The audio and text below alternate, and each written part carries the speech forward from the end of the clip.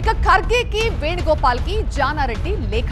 ఉమ్మడి రంగారెడ్డి జిల్లాలకు చెందిన నేతలు కేబినెట్ లో తమకి ప్రాధాన్యం కల్పించాలంటూ ఒక లేఖ రాశారు, విజ్ఞప్తి చేశారు. దీనికి సంబంధించిన బ్రేకింగ్ మనకు అంతోంది. హైదరాబాద్ కి ఖచ్చితంగా కేబినెట్ లో చోటు కల్పించాలంటూ ఆ లేఖలో వీళ్ళంతా విన్నవించారు.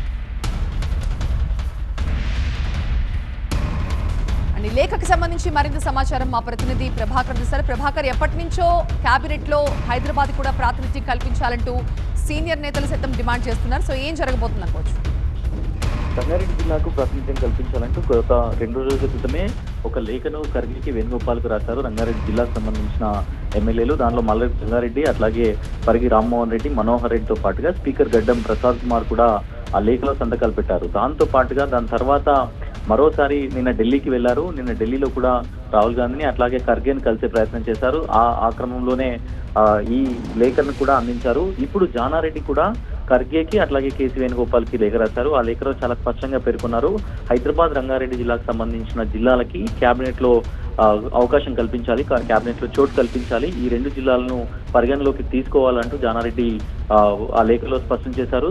దాంతో ఖర్గేతో పాటుగా ఏఐసీసీ ప్రెసిడెంట్ ఖర్గేతో పాటుగా కేసీ వేణుగోపాల్ కూడా ఈ లేఖను రాశారు. 45% మేర తెలంగాణలో హైదరాబాద్ రంగారెడ్డి జనాభా ఉంటుంది. 3 ఎంపీ స్థానాలున్నాయి.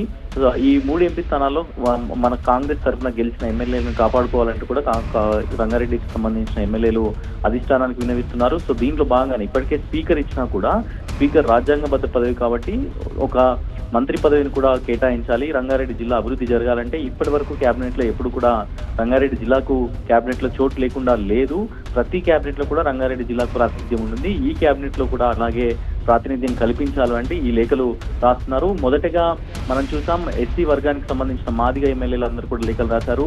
దాని తర్వాత ఎస్టీ లంబడ వర్గానికి సంబంధించిన ఎమ్మెల్యేలు లేఖలు రాశారు. దాని తర్వాత ఇప్పుడు రంగారెడ్డి సంబంధించిన నేతలందరూ కూడా ఎమ్మెల్యేలందరూ కూడా లేఖలు రాస్తున్నారు. సో కేబినెట్ విస్తరణ నేపథ్యంలో ఈ లేఖల వ్యవహారం అయితే రాష్ట్ర రాజకీయాల్లో వేడి పుట్టిస్తుందని చెప్పాలి.